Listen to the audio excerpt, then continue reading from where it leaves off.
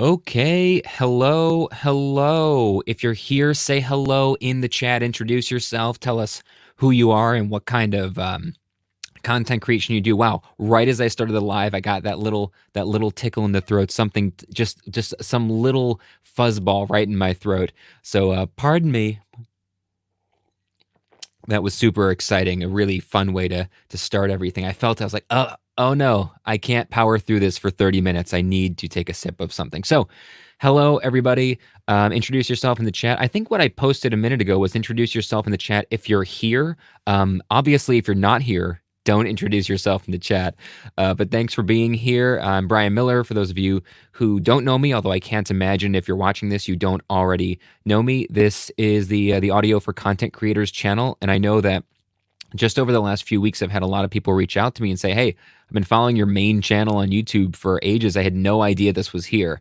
Yes, that has been my primary difficulty, getting people to realize that I've got this new dedicated channel just for audio. But the beauty of what we're doing right now is I want to show you live a tool that I'm using live right now for live streaming. So I want to demonstrate a new piece of software that well, it's not new. I guess it's been around forever. But the latest iteration I just discovered, I purchased it, and I've only used it for a week or so, but it's already just a freaking miracle for me. And you're hearing it right now. It's a program called Audio Hijack. And essentially, what it does is it allows you to do real-time effects processing for audio, which you can use to record locally on your computer, or you can use with live streaming or content creation, really anything you want.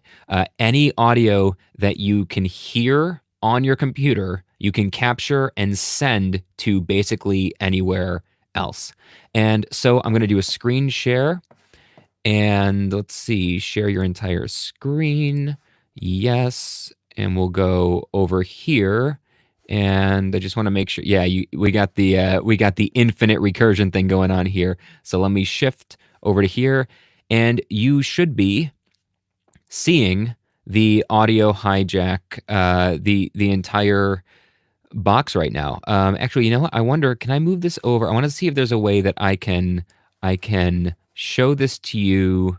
No, that's going to get weird and recursive. Okay, I can't actually see the chat box while I'm staring at this screen. So toss stuff into the chat, ask questions. I will go check. I'll have to switch windows to check on that every so often because I don't have two different monitors in front of me right now. But what you're looking at is Audio Hijack. It is a paid piece of software. I think it was only $40. I didn't really pay any attention, and which tells you it wasn't very expensive. I wasn't paying attention to the price when I bought it. I think it was 30 or $40. So for something that is this cheap, you're not going to believe how incredible it is. And you're seeing it in action, and you're hearing it in action right now. So let me actually just make this screen maximum size for you, and you can go ahead and see what we've got going on here. You get to take any input device, so you can go ahead and decide what input device you want to choose. So you might have a USB microphone plugged in. You might have just a built-in microphone, which you shouldn't be using, but maybe that's all you have. Anything here, right? My webcam has a mic built in. I have all these other, my Rode VideoMic NTG is plugged in via USB right now, although I'm not using it. I've got this as my Audio Box 44, which is my PreSonus 4-channel audio interface that I always use. So that's what my input source is. And then what you do is you go over here to the right side, and you see that it comes with, so let me just show you, it comes with sources, outputs, built-in effects, some advanced stuff, and some metering. Everything down here, audio unit effects, these are all the ones that I've paid for over the years. These are all my plugins that I use for doing audio engineering. We're not going to talk about those right now because everything you need to do real-time effects processing either comes built into this, or you can go get a free version of any of those plugins on your own, and they would show up down here under audio unit effects. So what am I doing to process my audio in real time? Just to give you a sense of what this entire thing looks like here, we've got the input device. Sorry, I couldn't tell if that I was hearing there was a plane going by overhead, and I couldn't tell if that was some weird noise I was getting from within the audio signal itself, or if it was actually coming from outside. Anyway, it's outside. Let me just swipe back, check the box. No comments, no questions. Okay, good deal. Good deal. So here we've got the input device. We've got the audio box 44 VSL. Then what I've done is I've dragged a denoising software that I have. This is a expensive, high-priced one, but as you can see right over here, there is a denoising software that, I'm going to turn that off. There's a denoising plugin that comes right with Audio Hijack that you could use here. And you'll notice what happened. I dragged it and I can put it wherever I want in the chain. And the beauty is you can see exactly what it's doing and where it's going. And you can completely visualize your entire audio chain. I think this is really, really, really helpful for people who are who are visual learners or who just don't have a lot of experience with audio and need a way to visually see what's going on. So I'm going from the audio box into a denoising software, which is probably why you didn't hear the plane going by overhead. Then I'm going into an EQ plugin. Again, these are all the ones I'm using are ones that I own and I've paid for. But you've got over here, you've got a 10-band EQ that you could be using right here. And you can just mess with your EQ right here, right? And then I'm going into a compressor. Now, this compression, that compressor is the only thing, a compressor is the only thing that I don't see built into the software to Audio Hijack. But there are lots of free plugins that you can go get that are compression plugins that you could use if you wanted to. So I've got my compressor here, so it's evening out my voice overall by doing 3 to 5 decibels of gain reduction. If I got really loud, you see it would spike all the way up to 6 decibels of gain reduction, and that's keeping my voice at a nice even volume. And then I have a limiter right here. This is a brick wall that I have at the end of my chain here, which you'll see that I have my output ceiling set to minus 1.5 dB. Normally, I'd only set this to 0.5 or 0.2 dB just to avoid any digital clipping, but I've got it set to minus 1.5 because you never really know what these streaming softwares are doing to your audio. They have their own processing. So like I'm in StreamYard right now, and it does, I've clicked the button that says disable StreamYard processing, like don't do any of your own processing, but you never really know what they're doing behind the scenes. And so in case they're doing any additional leveling at the end, I've got this set to minus 1.5 dB. So you can see what's happening is if I get really loud, you see the red over here, the attenuation. That's how much you're doing gain reduction. There is no way that this is able to get over minus 1.5 dB because I've got the ceiling set on my limiter. And if I pull up my audio meters, you'll see no matter how loud I get, it will not go above minus 1.5 dB. And finally, you get to select the output device. Where do you want to send this entire audio chain? And I'm sending it to something called Loopback, which we'll talk about a little bit later, but that is a virtual audio source, a virtual in and out source, which is how I'm sending this through StreamYard in real time. Loopback is another paid piece of software, but there's a free one called Soundflower that I've used for years and years. And I only picked up Loopback literally this morning, and I'm just using it because it's designed by the same company that makes Audio Hijack. So I'm just going to zoom back over here, make sure there's no, okay, checking in the chat, nothing in the chat. Okay, so now what I want to do is I want to actually turn off everything, show you what it sounds like, let you listen to what it sounds like, then turn it all back on, and you can hear exactly what this is doing. And then I'll talk about the recorder over here and some other cool things in a second. So I'm going to turn off everything. So now you are hearing the actual audio coming directly from my mic into the computer and going into StreamYard. In fact, I mean, let's be fair. I'm also, before I go into the computer, this mic is going into a hardware processor that's got a tiny bit of compression, a little bit of EQ. So even this isn't totally raw. but that's just to avoid clipping my audio box, my interface on the way in. So right now you're hearing what the computer is getting completely raw. And then if I turn on all of these, now you're hearing the edited, processed sound that you would get if you were doing this in post and you knew what you were doing. But I get to do it here live in real time for streaming, or as a guest on a podcast, or a guest on someone else's live stream, which is fantastic. You'll see that there are all kinds of really, really clever features here. There's an input switch. There's ducking. You can duck one audio signal under another. In other words, if you were streaming and like you're a gamer and you've got some music on, you could have this ducking set so that every time you started talking, it automatically lowered the volume of the music you had playing however much you wanted while you were talking, and it automatically brings up the music when you're done talking. Denoise you would use in place of this denoising. De-hum, if you've got some hum going on from some wireless interference, that's great. De-click, I should probably actually have this on. So de-click is great because I'm using a very, very sensitive, I can make this big again. I'm using a very, very sensitive condenser microphone, which means all those awful mouth noises, the clicks that you get from your mouth, which can be alleviated by having lots of, that's coffee, you should be having lots of water. If you've got those clicks, in theory, this de-click, if you set the threshold right, will get rid of some of the most egregious ones and make it a more pleasing experience for you, for the listener. So I'm going to turn that off right now. And over here, you've got your 10-band EQ. You've got relative balance of stereo channels, bass and treble. You've got a low-pass filter, which you should always, always, always have on if you have a mic. The only reason I don't have that over here is because I'm doing a high-pass filter right here in my EQ. Mono enhancer, enrich the mono audio with a stereo sound. Pan, left or right. So actually, I could take right here. I just realized that the recorder was also sending to the output. So hopefully it was not creating too big of a problem while I was doing that.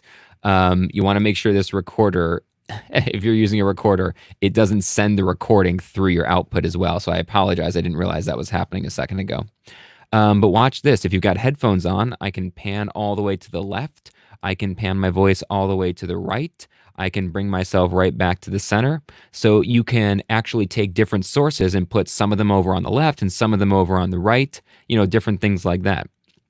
So let me give you a quick idea of how you actually might use another input source. So let's say I wanted to add an input and I want it, come on. Let's see, there we go. I only want it to be going to the output. I don't want this new input source to be hitting any of this stuff. It's just going to go to the output. And I'm going to select iTunes. And to avoid any copyright strikes right now, I'm going to play one of my own songs, which is off of my brand new, let's go back over here, off of my brand new album, which is coming out soon. I'll talk about that in a little bit. I've got an 80s concept album inspired, a progressive rock inspired hard rock album coming out that we've been working on for about 4 years. It's a passion project, and it's coming out real soon. So if I wanted to show you, let's see, I've got iTunes set, and here I can go ahead and click on the title track from this album called When the World.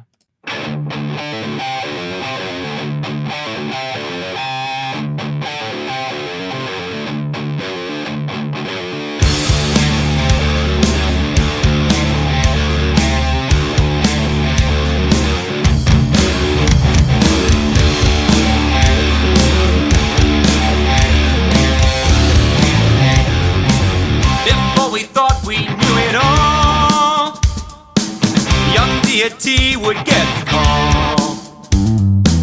They said, build a world of mass reality with a little touch of insanity for me.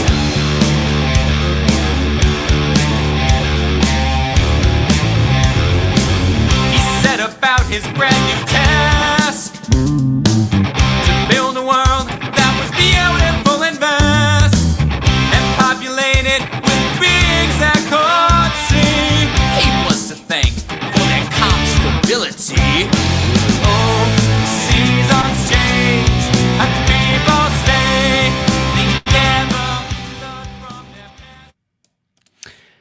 So that is just something that you can do there. So what I was able to do there is obviously pass that iTunes audio directly through the same output source that the same virtual audio source that StreamYard is currently using as the input source, which means I'm able to play you something.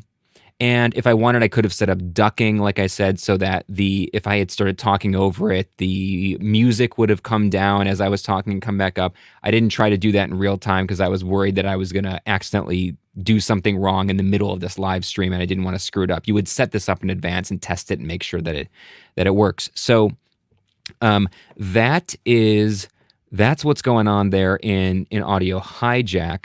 So I'm going to take any questions now for the next 15 minutes about real-time effects processing using Audio Hijack itself, about how you saw for a second that I was using that screen called Loopback, which was actually here. Let me actually show you. Let me see if I can show you that Loopback.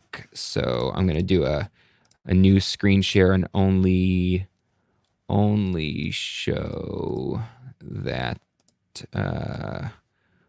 window. Why can't let's see. Here we go. I'm going to show you the Loopback screen. Hello, Hank. Good to see you. Nice of you to be here. So, all right. So now you should be looking at the Loopback screen. So Loopback is a fairly pricey. I think it's $130, $140, something like that. It's a fairly pricey piece of software, much more so than Audio Hijack. And what's weird is that it looks simpler. I think maybe it looks simpler. But the beauty of this is that I'm going to turn off iTunes there. The beauty of this is that it allows you to basically route your internal audio however you want and create a virtual audio in-out source. So essentially what I'm doing is StreamYard. I've set StreamYard. I just noticed that the logo is probably in the way up there. So what I've done is I've set StreamYard to use Loopback as its microphone, right? As the microphone for Loopback. And as the microphone for StreamYard. It's using Loopback. So what is it getting? Well, you can actually see the meters pegging right here. And the beauty of this, just like Audio Hijack from the same company, is that you can visually follow your internal audio chain and you can mess with it and move it around however you want. So this pass-through, what I'm doing here is I'm actually sending the audio from Audio Hijack here. I'm sending it via this. This is the kind of proprietary thing that Loopback has, which is called pass-through. And you can take any audio source anywhere on your computer and set the output to pass-through. And if you set the output to pass-through, it's going to show up here. At the moment, the only thing set to it is the Audio Hijack processing chain that I'm using right now, that I'm speaking with. So that's showing up right here. And as you can see, I've got it routed. You can just follow, right? I can click this. You can follow the channel 1, channel 2, which of course at the moment is identical because I'm just got a mono source that's being duplicated. But channel 1 and channel 2 are going straight up here into this channel 1, channel 2. And that is my main output. Okay, so that's the main output. Now, what I was doing a minute ago with iTunes is I had another channel. Now you can add channels as much as you want down here. You can just keep adding different output channels. And what I wanted to do is I wanted to have iTunes. I wanted to hear it, but I didn't want to monitor it. Okay, I wanted to hear it in my headphones, but I didn't want to monitor it. And that's where this software is tricky, but makes something that is almost impossible to do otherwise much, much simpler, which is I took iTunes and I routed it into this channel 3 and 4. And then I routed channel 3 and 4 over here back to my audio box, which is where my headphones are plugged into. My headphones are coming out of my digital interface, my audio box.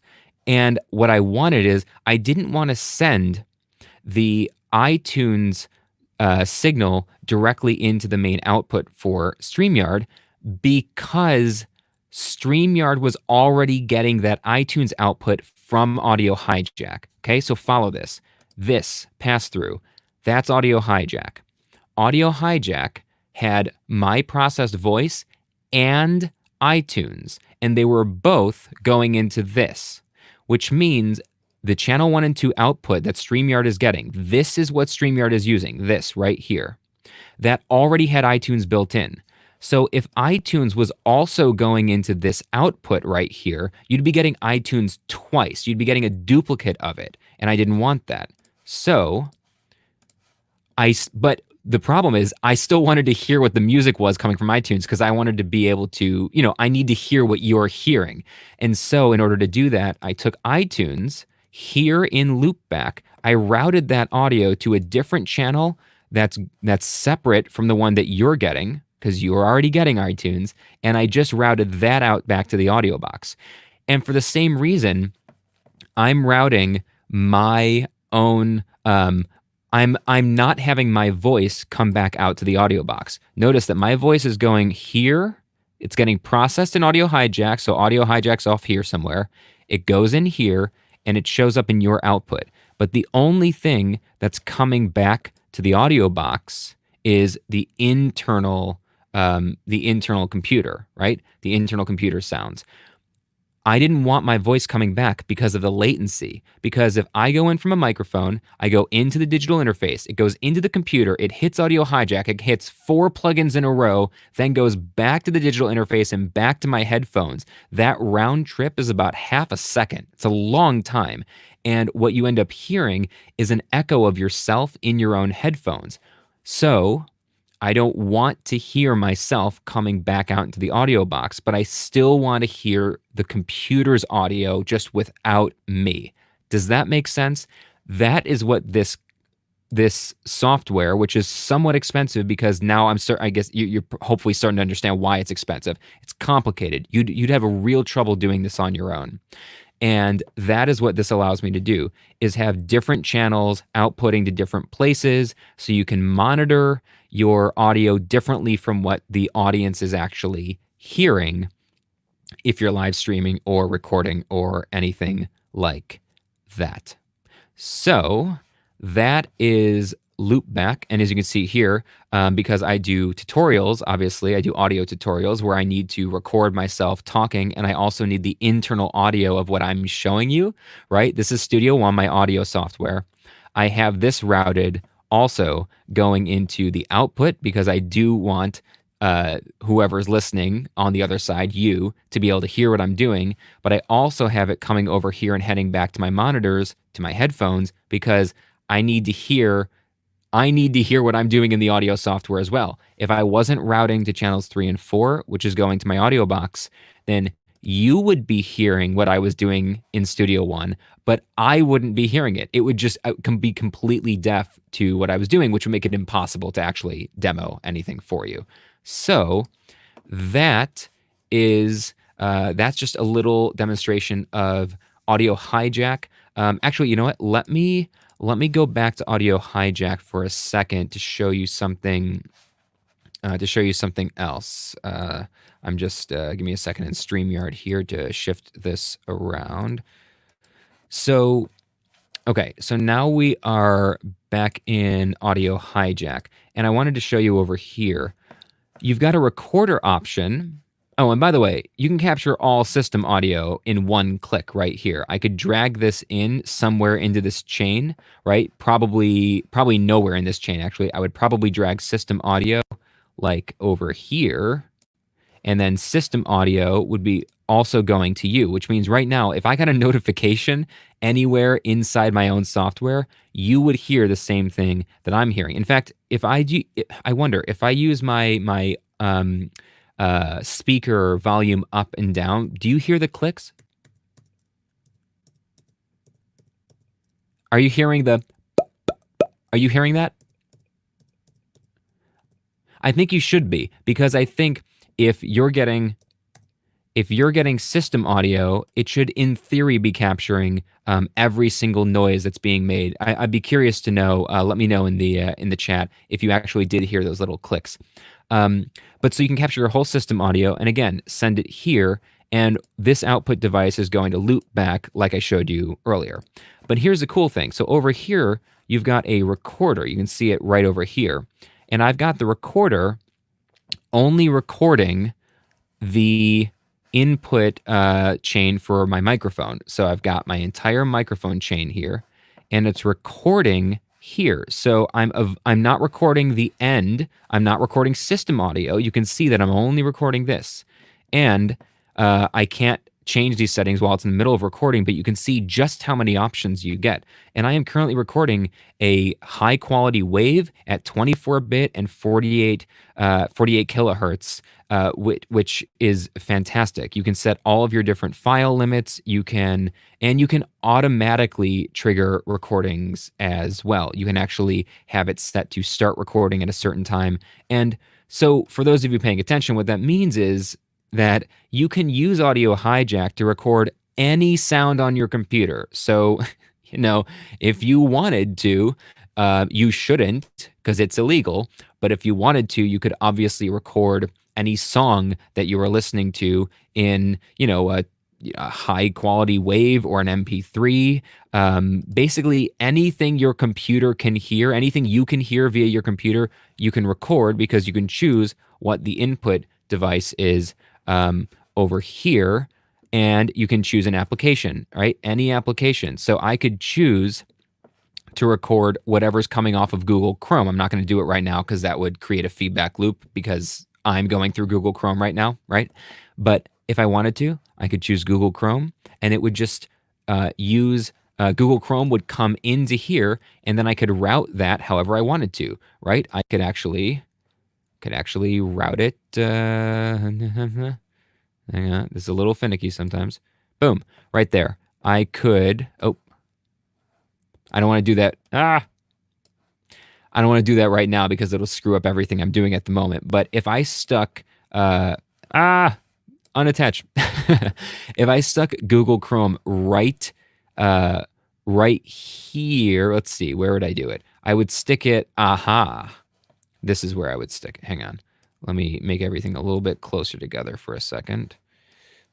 I'm trying to show you everything at once here. So if I took Google Chrome, I could stick it right here and have it attach from here to the recorder, and then so on and so forth. I'm just, like I said, I'm not actually doing any of this. I'm not going to trigger any of this stuff right now because it'll screw up the actual live stream that I'm doing.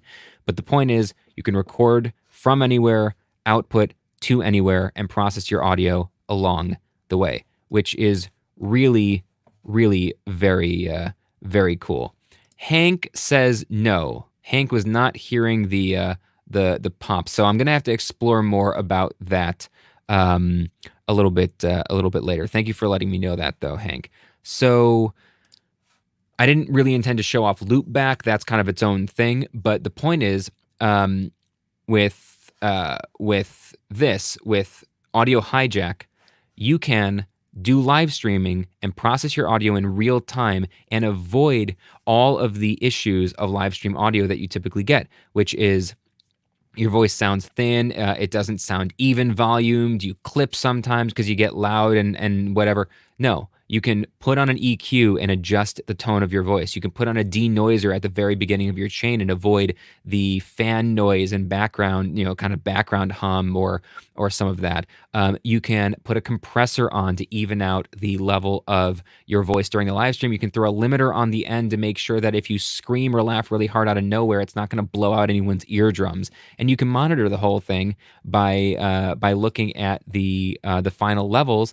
And you can simultaneously, while you're doing your live stream, record the raw, pure audio directly on your computer so that you could actually sync it up later if you wanted to cut clips and teasers and all that kind of fun stuff. You can combine any audio from anywhere to anywhere. It's fantastic. So that is what I wanted to show you here in real time. So actually, you know what? One more time, I'm going to turn off So let's turn this on. I'm going to turn off all of the audio plugins. So now you are just hearing the raw audio coming from my microphone into the computer.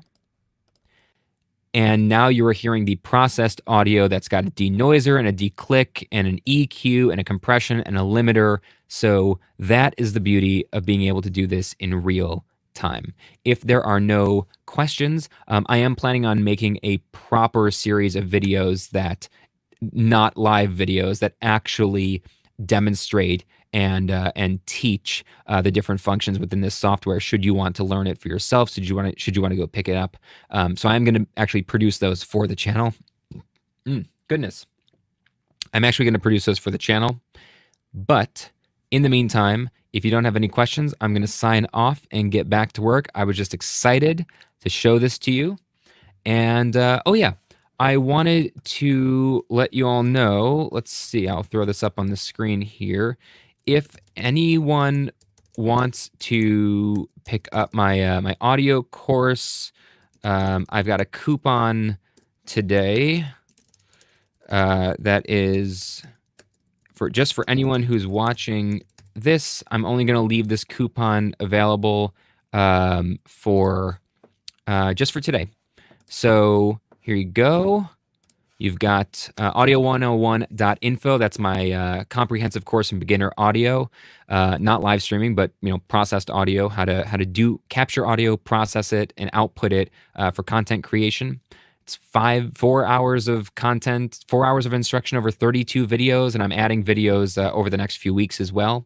I'll continue building out that course. It's only been available for about 7 or 8 months. A lot of folks have purchased it. Everybody loves it. It's a super thing. The coupon is for $10 off. So I'm not doing a big blowout today because folks have been purchasing it within the last couple of weeks. Just a couple of days ago, more people were purchasing it. And I want to be fair to them. This is not some crazy Black Friday, 50% off, 60% off kind of a thing. But it's $10 off. So if you've been thinking about it, you can go take $10 off today. I'll leave that coupon enabled just today. So go ahead and check that out if you'd like to. Anyway, if there's no comments or questions, I'm going to head off. So thank you very much for sticking with me, and sound better, level up, and I'll see you in the next video.